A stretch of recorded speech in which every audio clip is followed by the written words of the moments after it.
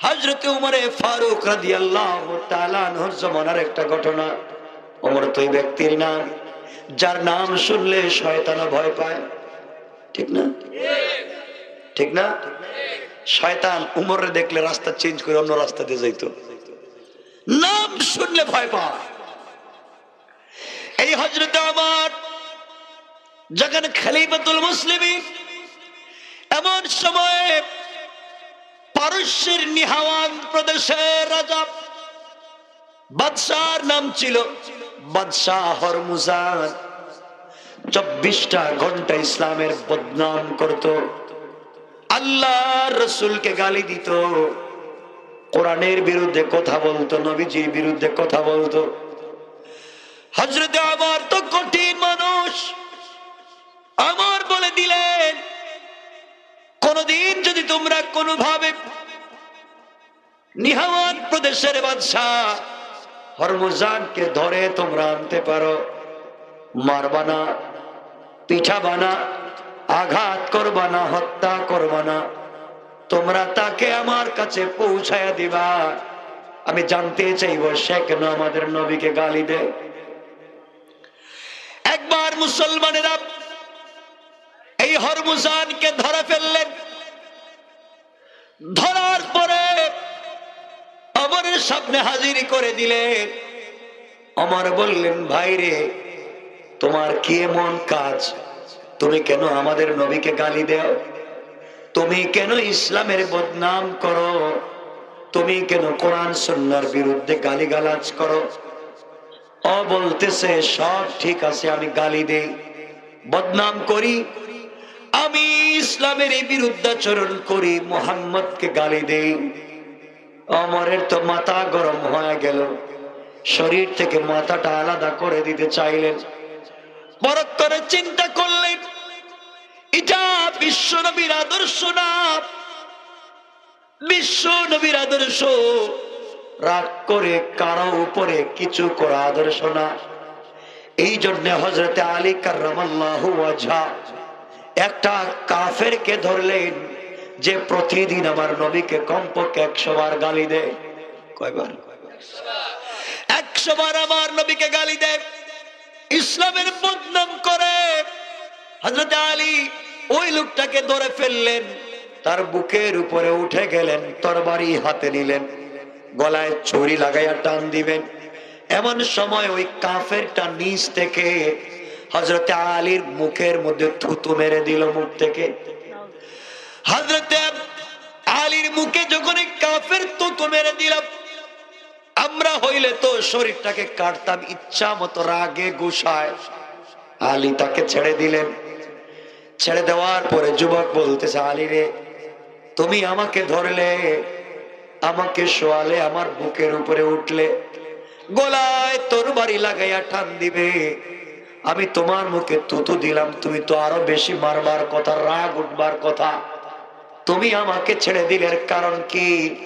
হযরত আলী বললেন, যুবক তুই শোন, তোকে যখন আমি ধরেছিলাম শুধুমাত্র আল্লাহর রাসূল এবং আল্লাহকে গালি দেওয়ার অপরাধে তোকে ধরেছিলাম, শোয়া দিয়েছিলাম আল্লাহর দুশমনকে, রাসূলের দুশমনকে, বুকের উপরে উঠেছিলাম ইসলামের দুশমনের, গলায় ছুরি লাগাইয়া দিয়েছিলাম ইসলামের দুশমনের।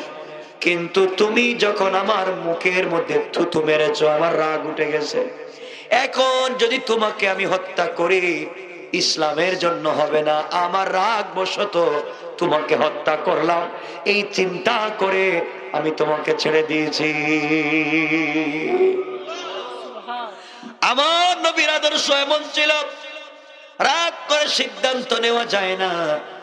যুবক বলতেছে, ইসলামের আদর্শ কি এত সুন্দর, তোমাদের নবীর আদর্শ কি এত সুন্দর, বুঝতে দেরি করে ফেলেছি। তুমি এই মুহূর্তে আমাকে কালিমা পড়ায়া মুসলমান বানাইয়া দাও।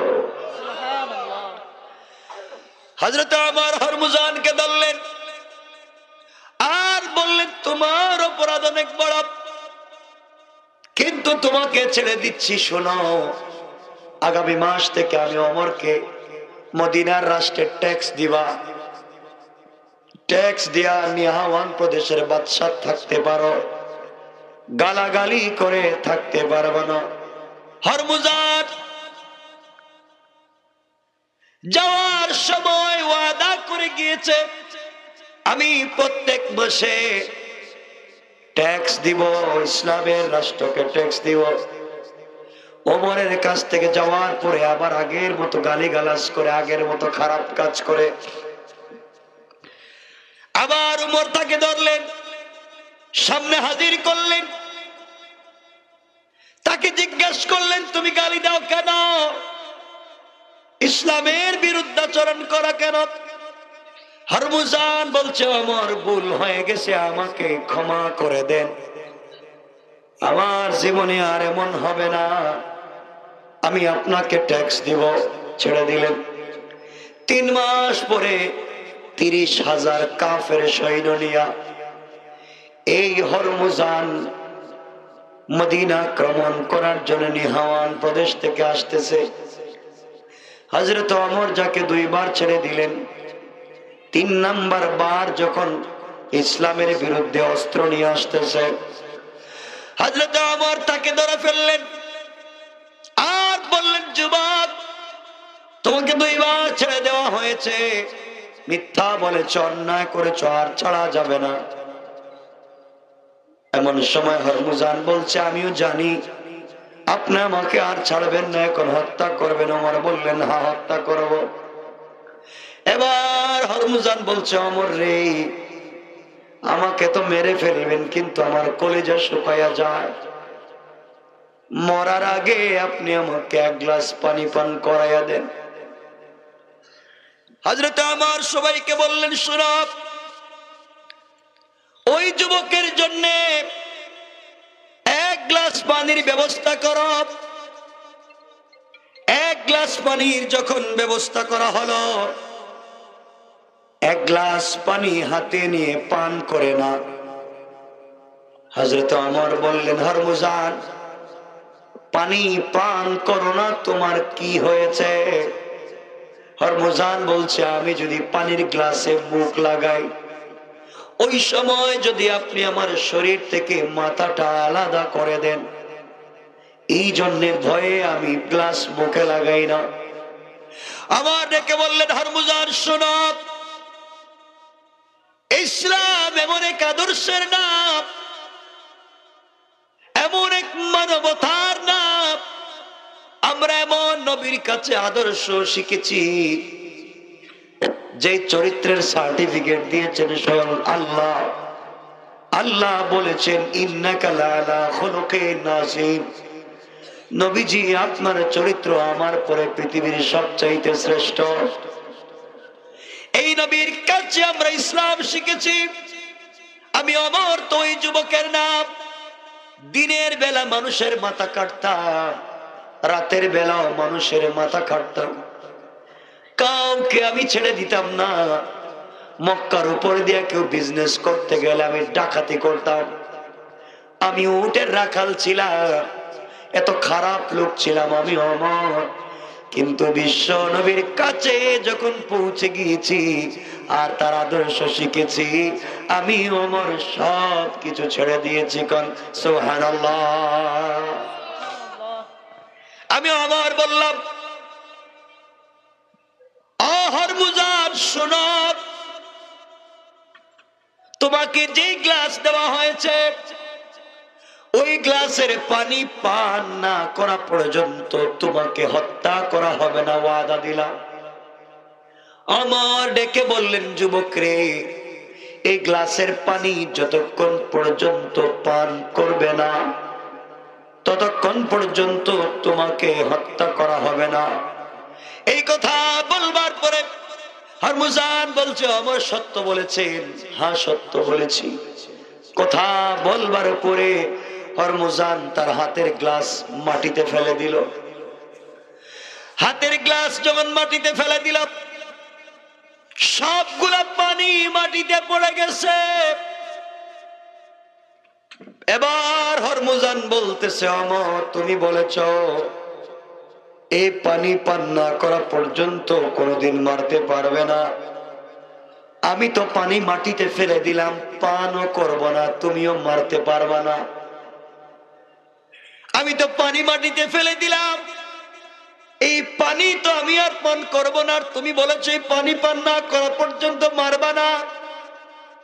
আজ থেকে কোনোদিন আমাকে মারতে পারবা না, যত বদনাম করি আমাকে আঘাত করতে পারবা না। আমার বললেন হরমুজান তুমি কৌশল জানো, কৌশল জানো বিদায় পানিগুলা মাটিতে ফেলে দিয়েছ, নিজেকে বাঁচাইয়া ফেলেছ, কিন্তু অমরকে শোনো। অমর বলছি আমি অমর কথা দিয়েছিলাম তোমাকে মারব না, কৌশল করে পানি মাটিতে ফেলে দিয়েছ, পান করো নাই।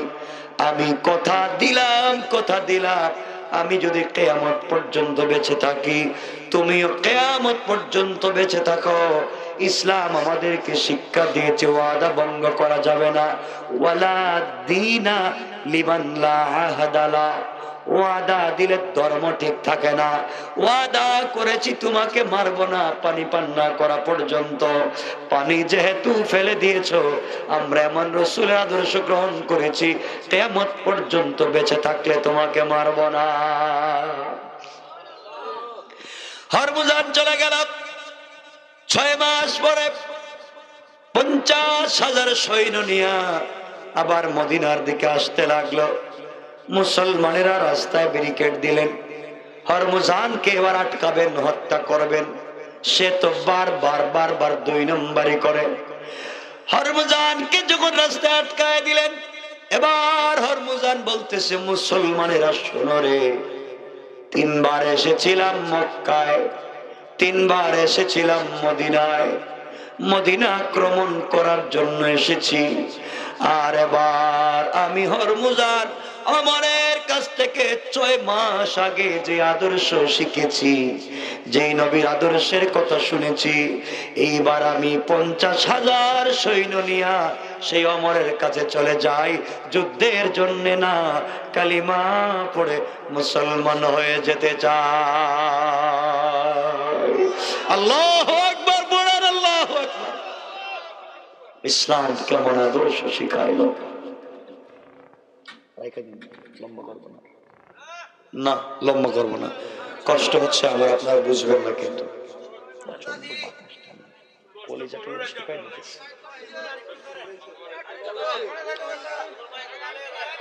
আরে শোনেন না, আমি বলবো না আমার রতন বাইরে, ও ভালোবাসি অনেক বেশি, অনেক ভালোবাসি, কিন্তু প্রোগ্রাম দিতাম না। যাক, ভালোবাসার টানে দিয়ে ফেলেছি, আপনাদেরকে আসবো, কথা বলবো লম্বা সময়। শুনেন, আলোচনা তো আমি হাদিস পড়ছি, কোরআনের আয়াত পড়ছি, তা তো শেষ করি নাই, সামনে কিছু বলি, সংক্ষেপ করি। তো ইসলামের আদর্শ শুনতে পারছেন? ইসলামের আদর্শ কেমন দেখছেন? ইসলামের আদর্শ হচ্ছে স্বচ্ছ, গালাগালি নাই, মারামারি নাই, ওয়াদা ভঙ্গ নাই। আর আমাদের তো ওয়াদা ভঙ্গ করি না, ওয়াদা তো দেই না ঠিক মতো। কথা বলে ঠিক কিনা? কারণ আগেকার মানুষ দুধে পানি মিশিয়ে বাজারে বিক্রি করত, ঠিক না? কি মিশাইতো? দুধে কি মিশাইতো? আর এখন পানিতে দুধ মিশায়, ঠিক না? আমরা ভালো মানুষ হয়েছি না খারাপ হয়েছি? কথা কর না কেন? মসজিদে জুমাবারে লোকের অভাব হয় না, কিন্তু বাকি 1 সপ্তাহ লোক পাওয়া যায় না। কথা বলেন না কেন? সারা সপ্তাহ নামাজ পড়ে না, শুক্রবারে গিয়ে হুজুরে শুধু গুতায়, এটা কেন, ওইটা কেন, এটা কি বললো, এই শুরু হয়ে গেছে। আছে না নাই?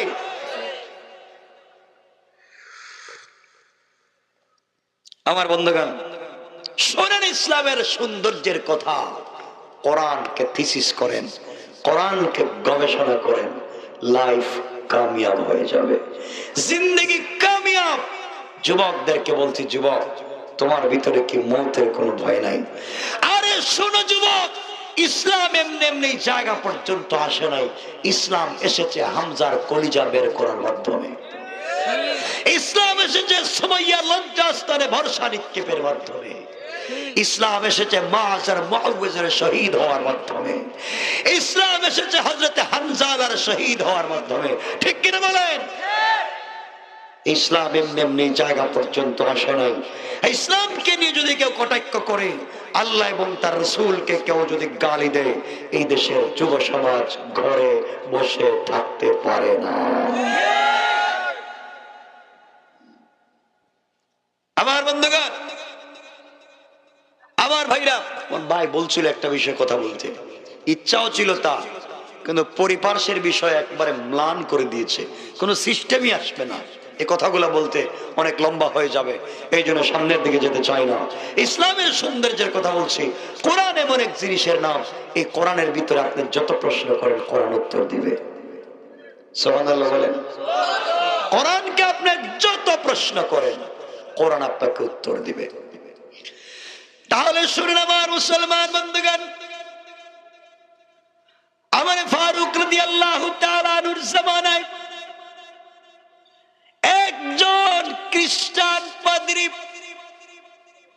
খ্রিস্টানের একজন বড় নেতা, হযরত ওমর ফারুক রাদিয়াল্লাহু তাআলা আনহুর জামানায় ওমরের কাছে এসে বলছে, ওমর তোমাকে একটা কথা বলতে চাই, তোমার কাছে আমি চারটা প্রশ্ন করব, চারটা প্রশ্নের উত্তর যদি তুমি ঠিক মতো দিতে পারো কালিমা পড়ে মুসলমান হয়ে যাব, আর যদি দিতে না পারো তাহলে কি? ওমর বললেন, শোনো, আমাকে ভয় দেখাইও না, এমন কোরআন শিখেছি, এমন কোরআন আল্লাহ বলেছেন, আলিফ লাম রা কিতাবুন আনজালনাহু ইলাইকা লিতুখরিজান নাসা মিনাজ যুলুমাতি ইলান নূর। আল্লাহ রাব্বুল ইজ্জত ওয়াল জালাল বলেছেন, কোরআন এমন এক লাইটের নাম, এমন এক ম্যাগনেটের চুম্বকের নাম, যত প্রশ্ন কোরআনকে করা যায় কোরআন 1 কোটি বছর আগেকার ইতিহাস বর্ণনা করে দিতে পারে। কোন সুবহানাল্লাহ। খ্রিস্টান পাদ্রী, আমরা এমন একজনকে নেতা গ্রহণ করেছি, ওলি বানিয়েছি, আল্লাহু ওয়ালিয়ুল্লাযিনা আমানু, আমরা এমন একজনকে ওলি বানিয়েছি, মিনাজ যুলুমাতি ইলান নূর, যে আল্লাহ তাআলা আমাদেরকে হাত ধরায়া অন্ধকার থেকে আলোর দিকে নিয়ে যায়। কোন সুবহানাল্লাহ। আমাদের ওলিকে, আমাদের নেতাকে, আমাদের ওলিকে, ওলিকে কথা বলেন না কেন? আমাদের অভিভাবক কে? আল্লাহ। আমাদের অভিভাবক কথা বলেন না। আমাদের নেতা হচ্ছেন মুহাম্মদুর রাসূলুল্লাহ, আর আমাদের অভিভাবক সবাই বলেন আল্লাহ। খ্রিস্টান ডাক দিয়া বলল, আমি চারটা প্রশ্ন করব, আপনি যদি উত্তর দিতে পারেন আমি কিন্তু মুসলমান হয়ে যাব। কিন্তু ওমর জানো কি, আমার পৃথিবীর জমিনে 4টা প্রশ্নের উত্তর কেউ দিতে পারে নাই। অর্থ হলো কয়েকশো লোক নিয়ে ওমরের কাছে এসেছে, কারণ সে জানে ওমর তো ইউনিভার্সিটিতে পড়ে নাই, স্টামফোর্ডে পড়ে নাই, মেট্রোপলিটনে পড়েন নাই, নর্থ সাউথে পড়েন নাই, ঢাকা বিশ্ববিদ্যালয়ে পড়েন নাই, চট্টগ্রামে পড়ে নাই, সিলেট বিশ্ববিদ্যালয়ে পড়ে নাই, এরপরে হার্ভার্ডে পড়ে নাই, কেমব্রিজে পড়ে নাই, কুইন মেরিতেও পড়ে নাই। তাহলে এমন প্রশ্নের জবাব তো দিতে পারবে না। আমার বলতেছেন, খ্রিস্টান পাদ্রী তুমি শুনো, ইউনিভার্সিটিতে পড়ে নাই ঠিকই, এমন মহামানবের কাছে কোরআন শিখেছি যার সঙ্গে বন্ধুত্ব করেছেন আর সে আজিমের মালিক স্বয়ং আল্লাহ। আল্লাহু আকবার বলেন। আল্লাহ বলেছেন, আমার নবী আমার নবীকে বলেছেন, বন্ধুরে আমি আল্লাহ আরশে ইস্তাওয়া, আমি তো আরশে আজিমে থাকি। কিন্তু শোনো, মুসা কালিমুল্লাহ একদিন আল্লাহকে বলছেন, আল্লাহ তোমার সঙ্গে কথা বলতে চাই। আল্লাহ বললেন, মুসা তোর পাহাড়ে একটু আসো।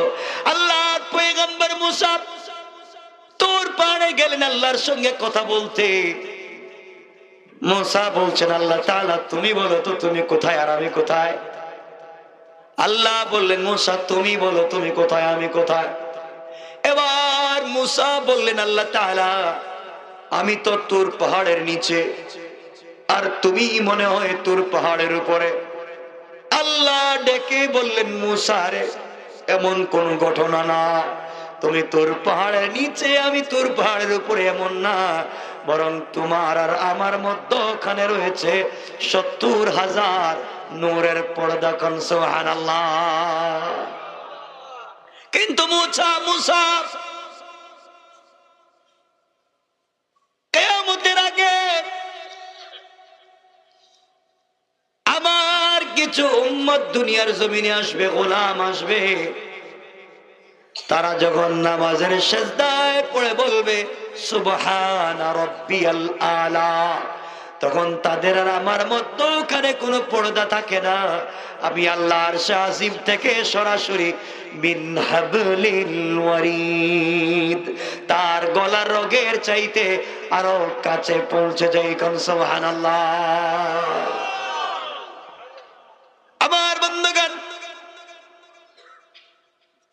খ্রিস্টান পাদ্রী 4টা প্রশ্ন করেছে।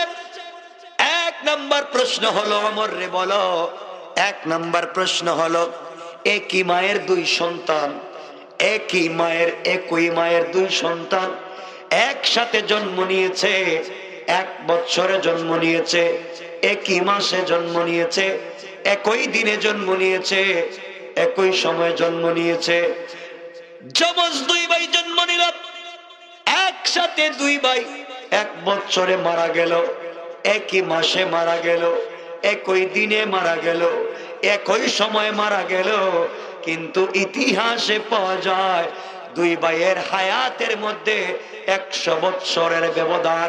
আপনি বলেন তো এই 2 ভাইয়ের নাম কি? প্রশ্নটা খুব সহজ না? কিছু কয় না এরা? খুব সহজ না? একসাথে জন্ম, একসাথে মৌত, একই দিনে জন্ম, একই দিনে মৌত, কিন্তু তাদের মধ্যে হায়াত জিন্দেগির ব্যবধান কয় বছর? চিন্তা করুন, একদিনে জন্ম একদিনে মৌত, তাহলে আবার 100 বছর ব্যবধান হইল কেমনে? এটা কঠিন প্রশ্ন না? 2 নম্বর প্রশ্ন হলো, এমন দুনিয়ার ভিতরে এমন একটা কোন স্থান আছে যে স্থানে সূর্যের আলো একবার পড়েছিল, পৃথিবীতে আর কোনোদিন ওই জায়গায় সূর্যের আলো পড়বে না। একবার কিছু মুহূর্ত ওই জায়গার মধ্যে সূর্যের আলো পড়েছে, কিয়ামত পর্যন্ত ওই জায়গায় সূর্যের আলো পড়বে না। বলেন তো জায়গাটা কি? বুঝতেছেন কেমন প্রশ্ন? আমার মনে করছে আটকায় দিলাম। কিরে ভাই, বোমা টোমা কেউ মারতেছে নাকি? দেখে না ভাই, কয়টা প্রশ্ন বলছি? 3 নম্বর প্রশ্ন আমার, এমন কোন কয়েদখানা, এমন কোন জেলখানা যেই জেলখানার ভিতরে শ্বাস ফেলবার ব্যবস্থা নাই, কয়েদখানার ভিতরে হাঁটাহাঁটির ব্যবস্থা নাই, কয়েদখানার ভিতরে খাবারের ব্যবস্থা নাই, শ্বাসও ফেলা যায় না, হাঁটাহাঁটি করা যায় না, খাবার পৌঁছানো যায় না, কিন্তু ওই কয়েদখানার ভিতরে যারা আছে তারা জিন্দা, শ্বাস ফেলতে পারে না, খাবার পায় না। ওই জায়গার ভিতরে শ্বাস ফেলবার কোনো ব্যবস্থা নাই, বাহিরের খাবারের কোনো ব্যবস্থা নাই। বলেন তো দেখি এটা কেমন কয়েদখানা? আচ্ছা বলেন তো, যেই জায়গায় শ্বাস ফেলা যায় না ওখানে কি বাঁচা যায়? কথা কন দেখেন, কয়টা প্রশ্ন করছে? 3টা। 4 নম্বর প্রশ্ন আমার কি বলছো? আমার বলো, এটা কোন কবর যেই কবরটা নিজে জিন্দা, কবরের ভিতরে যে আছে সেও জিন্দা, কবর মাঝে মাঝে তার কবরের বাসিন্দারে নিয়ে হাঁটাহাঁটি করে, আবার এক সময় এই কবরের ভিতর থেকে ব্যক্তি বের হয়ে পৃথিবীর জমিনে দীর্ঘদিন বসবাস করছে। আপনি বলেন তো এই কবরটা কি? কবরের বাসিন্দাটাকে? সমস্ত সাহাবীদের কপালে চোখ উঠে গেছে, এমন কি প্রশ্ন করা শুরু করলো, আমাদের খলিফাকে ভয় ঢুকায় দিতেছে। হযরত ওমর ফারুক রাদিয়াল্লাহু তাআলা আনহু মুস্কি হেসে দিয়ে দাঁড়িয়ে গেলেন আর বললেন, খ্রিস্টান পাদ্রী তুমি শোনো, আর কিছু আছে? কয় না হুজুর, চার প্রশ্ন করেছি আমি দীর্ঘদিন পর্যন্ত, কত বড় বড় শিক্ষিত লোককে প্রশ্ন করলাম, উত্তর দিতে পারে নাই, আপনাকে জিজ্ঞাসা করলাম, আপনি উত্তর তো দেন। এমন সময় আমার ডেকে বললেন, খ্রিস্টান পাদ্রী ভাই শোনো, তোমার এই চার প্রশ্নের জবাব দেওয়ার মতো সময় আমার হাতে নাই। আমার একটা পিচ্চি ছোট্ট ভাতিজা আছে যার নাম আব্দুল্লাহ ইবনে আব্বাস, ছোট মানুষ, তোমার প্রশ্নের জবাব আমি দিব না, আমার এই নাবালিগ ছোট্ট ছোট্ট ভাতিজা আব্দুল্লাহ ইবনে আব্বাস প্রশ্নের জবাব দিবে। কোন সুবহানাল্লাহ। খ্রিস্টান কই খাইছে এবার, যে প্রশ্নের জবাব পৃথিবীর কেউ দিতে পারে না, সবাইরে আটকাইছে জীবনে, আর এখন নাকি এই বাচ্চার উত্তর দিব দে। মনে হয় খলিফাতুল মুসলিমিন পারতেছে না, এই জন্য বাচ্চা একটা নাম কয়ে ভাগতেছে। আমার বলেন না, আমি বসে থাকবো আর আমার ভাতিজা তোমার প্রশ্নের জবাব দিবে। সুবহানাল্লাহ বলেন না, জোরে বলেন না। আমার মুসলমান বন্ধুগণ, এমন সময় হযরতে ওমর বললেন, তাহলে শোনো, ভাতিজা প্রশ্নের জবাব দিচ্ছে। আব্দুল্লাহ ইবনে আব্বাস দাঁড়িয়ে গেলেন আর বললেন, ভাই খ্রিস্টান পাদ্রী, আপনি তো বহুত বড় শিক্ষিত পাবলিক, এই চারটা প্রশ্ন খলিফাকে করেছেন, আপনি আমাকে না করে খলিফাকে করলেন। খলিফা আমাকে বলেছে উত্তর দেওয়ার জন্য, তুমি মনে করেছো পৃথিবীর কেউ উত্তর দিতে পারে না। আমরা কোরআন পড়েছি, আমরা কোরআন পড়েছি, কোরআন বলেছে হুদাল লিন্নাসি ওয়া বাইয়িনাতিম মিনাল হুদা ওয়াল ফুরকান। কোরআন তো সত্য মিথ্যার মধ্যখানে পার্থক্য করে দিয়েছে। সুতরাং তুমি যে চারটা প্রশ্ন করেছো, এই প্রশ্নের উত্তর 1 মিনিটে আমার কাছ থেকে নিতে পারবা, এই প্রশ্নের উত্তর আমার কাছে ডালবা। আল্লাহু আকবার বলেন। খ্রিস্টান পাদ্রী কই খাইছে রে, এর কাছে নাকি ডাল ভাত। কঠিন প্রশ্নের উত্তর কেউ জানে না, ও কেমনে উত্তর গুলা দিবে। আমার মুসলমান বন্ধুগণ, হযরতে আব্দুল্লাহ ইবনে আব্বাস বললেন, তোমার 1 নাম্বার প্রশ্ন ছিল, এক মায়ের 2 সন্তান একসাথে জন্ম নিয়েছে, 1 বৎসরে জন্ম নিয়েছে, একই মাসে জন্ম নিয়েছে, একই দিনে জন্ম নিয়েছে, একই টাইমে জন্ম নিয়েছে, একই বৎসরে মরেছে, একই দিনে তারা মরেছে, একই টাইমে মরেছে, তাদের হায়াতে জিন্দেগির মধ্যে 100 বছরের ব্যবধান। আমাদেরকে কোরআন জানাইয়া দিয়েছে, তুমি তো কয়েকশো বছর আগের ইতিহাস আমাকে প্রশ্ন করেছো, এমন কোরআন শিখেছি, কোরআন আমাদেরকে কয়েক লক্ষ বছর আগে প্রশ্নের জবাব দিয়ে দিয়েছে। যেই 2 ভাই একসাথে জন্ম নিয়ে একসাথে মরেছেন, এই 2 ভাইয়ের একজনের নাম উজায়ের, আরেকজনের নাম উজায়েজ। 2 ভাই এক মায়ের পেটে জন্ম নিয়েছেন, একই সাথে জন্মিছেন, একই সাথে মরছেন। এক ভাই আল্লাহর কাছে বলেছিলেন, আল্লাহ তাআলা তুমি কেমনে মৃত মানুষকে জিন্দা করো আমি বুঝি না, কাইফা তুহয়িল মাউতা, মৃত মানুষকে কেমনে জিন্দা করো আমার বুঝে ধরে না। আল্লাহ রাব্বুল ইজ্জাতুল জালাল ওই ভাইয়ের প্রশ্নের জবাবে একই সাথে কবরে যাওয়ার পরে 100 বছর পরে তাকে জিন্দা করে আল্লাহ ওই প্রশ্নের জবাব দিয়েছিলেন। এই জন্য তাদের দুজনের মধ্যখানে 100 বছরের ব্যবধান। সুবহানাল্লাহ পড়ে। কেমন ইসলাম, কেমন ইসলাম। পাদ্রী কয় রে বাবা, এটা কেমনে উত্তরটা দিল, একবারে ঠান্ডা মাথায় উত্তরটা দিয়ে দিল, যেন কোরআন পড়েন। একসাথে মরছে, একসাথে বাঁচছে, সব ঠিক, কিন্তু এক ভাই আল্লাহর কাছে বলেছিল মরা মানুষকে আমাকে একটু বুঝাইও, আল্লাহ তাকে বুঝাইয়া দিয়েছেন। সুবহানাল্লাহ পড়েন। 12টার উপরে হয়ে গেছে দেখতেছি। একটা কেন কালকে পর্যন্ত করলেই তুই সমস্যা না। 2 নম্বর প্রশ্ন হল এটা কোন জায়গা? যে জায়গায় সূর্যের আলো একবার পড়েছে আর পড়বে না। হযরত আব্দুল্লাহ ইবনে আব্বাস বলেন, পাগল রে, তুই জানিস না, কোরআন পড়স নাই, থিসিস করস নাই। এটা হলো মুসা আর ফেরাউনের মধ্যে ঘটে যাওয়া ঘটনা। যেই দিন মুসা আলাইহিস সালাম ফেরাউনের কাছ থেকে বাঁচবার জন্য রাত্রবেলা চলে গেলেন এলাকা ছাইরা। যাওয়ার সময় নদীর মধ্যে যে একটা রাস্তা হয়েছিল, ওই রাস্তা দিয়ে চলে গেলেন বাহলে করজুম বা লোহিত সাগরে। ওই সময় যে একটা ব্রিজের রাস্তা হয়েছিল, ওই রাস্তায় পৃথিবীতে একবার সূর্যের আলো পড়েছে, এখন রাস্তাও নাই, সূর্যের আলো নাই। সুবহানাল্লাহ পড়ে। হযরত মূসা আলাইহিস সালাম রাস্তা পার হয়ে গেলেন। আপনারা ঘটনা জানেন, ফেরাউন পিছনে এসেছিল, আল্লাহ ফেরাউনকে কাদামাটি খাওয়াইলেন, রাস্তা উঠায় দিলেন। কাদামাটি খায়া পানির নিচ থেকে উঠা আল্লাহ আমি ঈমান আনছি। আল্লাহ কই, কি রে শয়তান, কাদামাটি খাইছস ঠিক মতো, এখন ঈমান আনতেছিস না, এখন তোর ঈমানের কাজ হবে না। সুতরাং এই সমাজে যারা মায়ের খায়া, যুবকদের পিটুনি খায়া কয় আমি ঠিক আছি, আর কোনোদিন গালে দিতাম না, ওটা মানুষ না, ওটা শয়তান। ঠিক কিনা বলে? কয়টা প্রশ্নের উত্তর পাইছেন?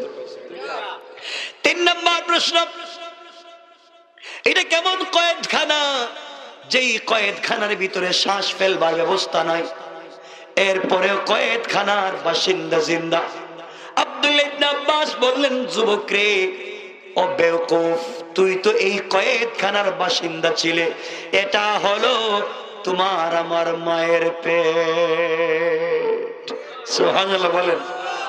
মায়ের পেটের ভিতরে শ্বাস ফেলবার ব্যবস্থা নাই, বাহির থেকে খাবারের ব্যবস্থা নাই, হাঁটাহাঁটির কোনো জায়গা নাই, এরপরেও আমার আল্লাহ তোমাকে আমাকে 10 মাস 10 দিন অক্সিজেন ছাড়া, হাঁটাহাঁটি ছাড়া ওই জায়গায় জীবিত রেখেছেন। বলেন সুবহানাল্লাহ।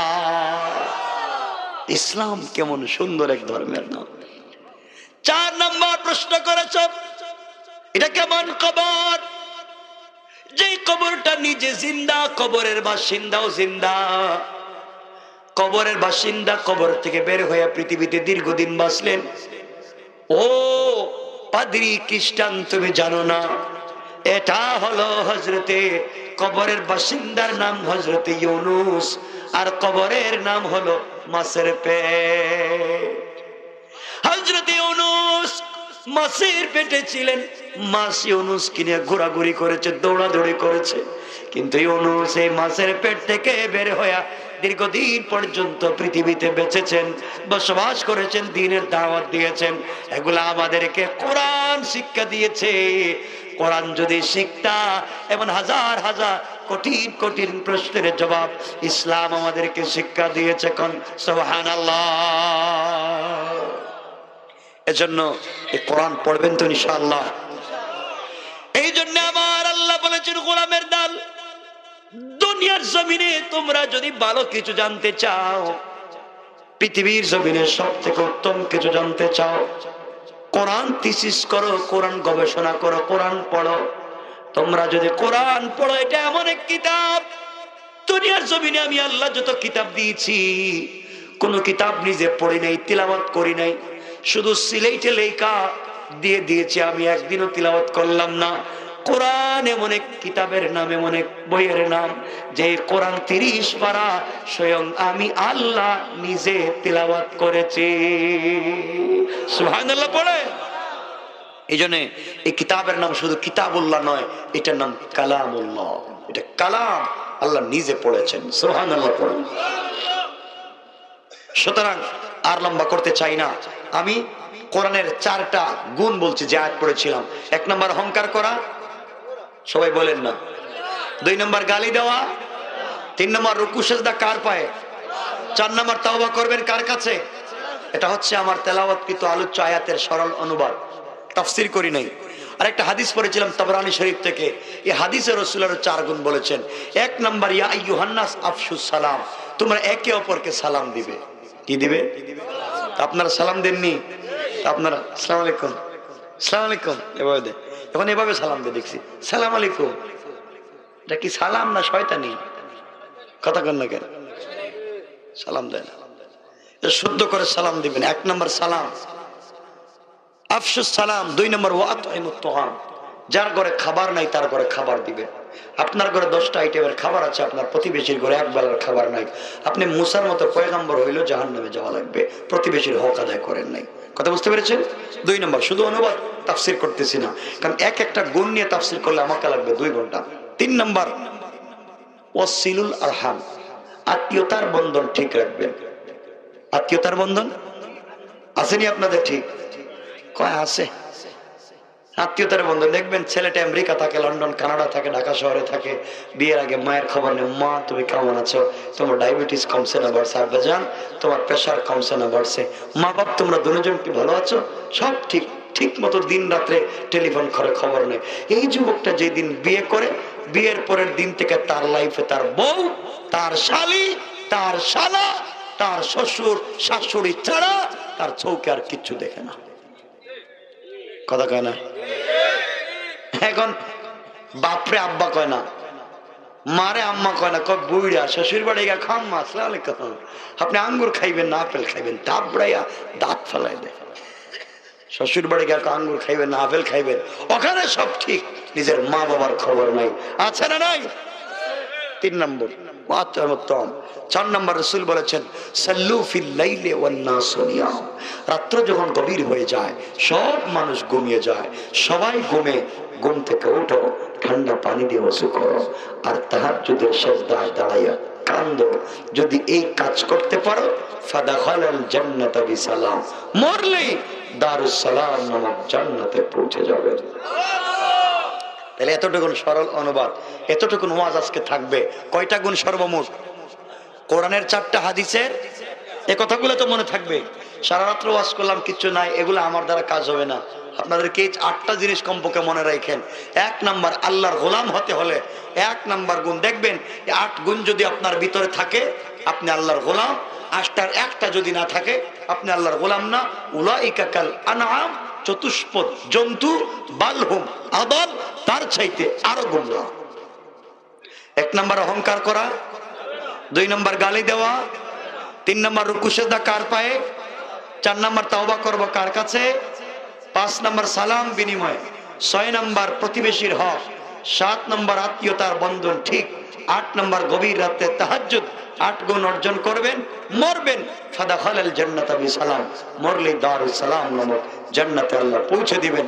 দারুস সালাম এই জান্নাতের নাম, যেই জান্নাতে জান্নাতীরা বসে থাকবে চেয়ারে, যে চেয়ার হবে হীরা জবরদস্ত ইয়াকুত মণিমুক্তা পাথর দিয়ে তৈরি করা, একটা চেয়ার জমিন থেকে আকাশ পর্যন্ত উঁচা, এই চেয়ারে বসে থাকবে মুসলমানেরা, আর আল্লাহ দাঁড়াইয়া দাঁড়াইয়া সালাম দিবেন। সালাম, এটা অনেক লম্বা তাফসীর। বসা থাকবেন মুসলমান গোলাম, আর আল্লাহ থাকবেন কি? আল্লাহ দাঁড়ায়া বলবেন, আল্লাহ কোরআনে বলছেন তোমাদের সঙ্গে যখন আমার মুলাকাত হবে আমি আল্লাহ তোমাদেরকে সালাম দিব। ওই সময় আমরা ওই 8টা গুণ যদি অর্জন করতে পারি দুনিয়ায়, আমরা থাকবো জান্নাতের চেয়ারে বসা, আর আল্লাহ তার জান্নাতের পর্দা সরাইয়া তার জান্নাতি বান্দাদেরকে দাঁড়াইয়া দাঁড়াইয়া সালাম দিবেন। বলেন সুবহানাল্লাহ। আল্লাহ নিজে সালাম দিবেন। আচ্ছা কোন তো আল্লাহরে দেখছেন কোনদিন? আরে ওই দিন আল্লাহ সালাম দিবেন, আপনি আল্লাহরে সরাসরি দেখবেন। আল্লাহ দাঁড়ায় থাকবেন আর আপনি আল্লাহ সালাম দিচ্ছেন, আপনার চেহারার দিকে তাকাচ্ছেন, আরে আল্লাহ, এটা আল্লাহ। আল্লাহু আকবার বললেন না? আরে এমনি না, ওই দিন অনুষ্ঠান হবে, অনুষ্ঠান জান্নাতের ভিতর অনুষ্ঠান হবে। ওই অনুষ্ঠানে হামদ পরিবেশন করার জন্য আল্লাহ দাওয়াত করবেন ইসরাফিলকে, বিশেষ অতিথি হিসাবে দাওয়াত করবেন পয়গম্বর দাউদকে, প্রধান অতিথি হিসাবে দাওয়াত করবেন আমার নবী, আপনার নবী, দরদি নবী, মায়ার নবী